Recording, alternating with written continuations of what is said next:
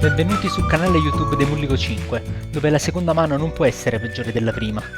Io sono Vittorio, uno dei 4 membri del team, e in questo video vi presenterò il mazzo con cui ho fatto top 4 alla Ruler League di giovedì 3 settembre. Il mazzo in questione è un Blazer Grimm. Come ben saprete, questo sovrano che non ha lato G ci permette di giocare le nostre fiabe pagando volontà di un qualunque attributo. Inoltre rende il nostro stile di gioco molto versatile, in quanto pagando una volontà incolore potremo scartare una fiaba dalla nostra mano per aggiungerne una dal mazzo e prendere la fiaba che più ci occorre in quel determinato punto della partita per cercare quindi risposte e chiusure alle giocate del nostro avversario. Passiamo subito al main deck e apriamo con 4 campanellino. Drop a costo 1 che vorremmo sempre vedere nella nostra mano iniziale e mulligheremo sempre per cercare questo risonatore per avere una partenza aggressiva. Di base è una 0-0, ma grazie alla sua abilità continuo crescerà di più 200 più 200 per ogni fiaba sul nostro terreno, lei compresa, e se non sarà rimossa in breve tempo costituirà una vera minaccia per il nostro avversario. Altro drop a 1 aggressivo è il cacciatore della foresta nera, anch'esso in 4 copie, è un 300-300 rapido, pronto fin da subito a strappare danni al nostro avversario, un'altra carta che vorremmo cercare di prima mano. Tra i risuonatori a costo 2 abbiamo invece Glinda. Questa strega verde 500-500 con la sua abilità entrata ci permette di rendere imbloccabile un nostro risonatore. Ciò ci permette ad esempio di poter attaccare di secondo turno con una campanellino 400-400 senza che l'avversario possa bloccare. La sua attiva invece la rende molto fastidiosa. Possiamo infatti bandirla per annullare una magia normale del nostro avversario, a meno che gli paghi 2 volontà oltre a quelle che aveva già pagato. È un'abilità molto forte che ci permette di ritardare l'uso di removal e proteggere la nostra giocata del turno 3 che vedremo a breve. In late resta comunque un buon risonatore che ci permette di portare via gli ultimi danni imbloccabili al nostro avversario e aggiudicarci la vittoria. Vediamo ora la magia canto più importante del nostro mazzo, ovvero raccontare una fiaba, assolutamente da mettere in 4 copie.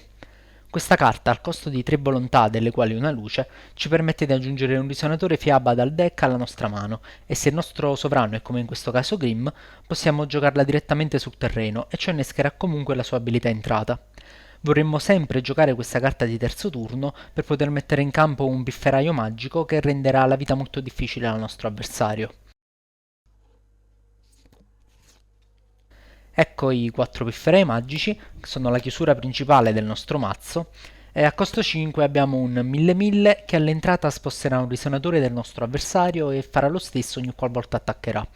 C'è da notare che se un risonatore viene spostato da una di queste sue abilità, esso non recupera durante la fase di recupero del nostro avversario fin quando noi controlleremo il pifferaio che l'ha spostato. Giocata di turno 3, grazie a raccontare una fiaba, potrà avere un impatto devastante sulla partita.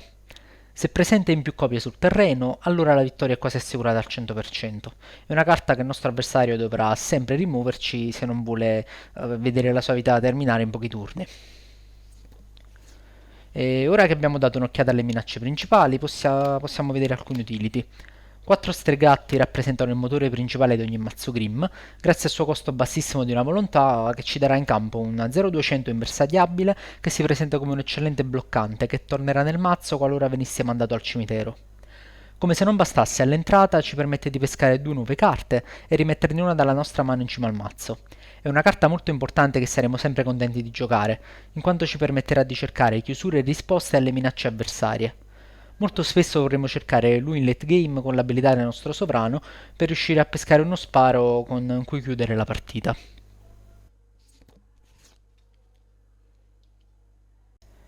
E lo sparo più semplice da giocare, utile nei primi turni tanto quanto negli ultimi, è Tuono. Una magia istantanea a costo 1 che ci farà infliggere 500 danni a un risonatore, giocatore, sovrano G bersaglio, spazzando via un fastidiosissimo elfo sacerdote, un sovrano con l'aiuto di altri tuoni o fondi di danno e alla fine anche il nostro avversario. Essendo una magia a costo 1, è possibile recuperarla dal mazzo con l'aiuto del grande Oz, un 600-600 a costo 3 che, oltre a rivelarsi ottimo sia in attacco che in difesa, ci permette entrando in campo di aggiungere alla mano una qualsiasi magia normale di costo 1. Utile specialmente post-side qualora aggiungeremo altre magie a costo 1 nel main deck come Rapid Decay, è molto utile per cercare risposta. Mostriamo ora la carta che dà nome al mazzo, presente in due copie, Blazer il divoratore di dimensioni, che è la nostra chiusura alternativa. Un 1100-1100 rapidità a costo 5 che può essere castato dall'area rimosse e che con la sua abilità continua farà rimuovere ogni carta che sarebbe dovuta invece andare al cimitero, lui compreso, e vanificherà quindi ogni strategia basata su Necronomicon e Reanimator. È il terrore soprattutto dei mazzi control e se non viene counterato o scartato divorerà piano piano i pezzi del nostro avversario per arrivare poi a lui e finirlo in una manciata di turni. Altra chiusura a sorpresa ci viene offerta da Rapunzel, anch'essa presente in due copie. Questa carta attirerà su di lei ogni tipo di rimozione e si dimostrerà più efficiente post-side se inseriremo Regno degli Spiriti Puri che la renderà imbersagliabile finché sarà recuperata. Rapunzel è una carta che non recupera nella nostra fase di recupero, ma potrà farlo tramite la sua abilità attiva, che ha come costo quello di spostare il nostro risonatore. In combo con la sua prima abilità attiva ci permette di portare rapidamente a zero i punti vita del nostro avversario. Possiamo infatti spostarla per darle più 200 e volare, poi recuperarla spostando il nostro risonatore, pomparla ancora e così via. Una volta recuperato tutto tranne lei, potremo spostare ancora una volta il nostro risonatore per permettere alla nostra Rapunzel pompata di attaccare. E poi potremo continuare a recuperarla e attaccare finché avremo dei risonatori in campo che potremo usare per pagare il costo della sua abilità. Abbiamo poi due beater di tutto rispetto, due piccolo principe, che con la loro entrata ci permettono di riprendere fiato qualora la partita sia a nostro sfavore. Recupereremo infatti 1000 punti vita se essi sono pari o inferiori a 1000, e anche se le sue statistiche possono sembrare banali per un costo 2, la sua abilità continua lo renderà un osso duro. Egli si pomperà infatti di più 400 più 400 per ogni costo diverso dal suo tra i risonatori sul nostro terreno.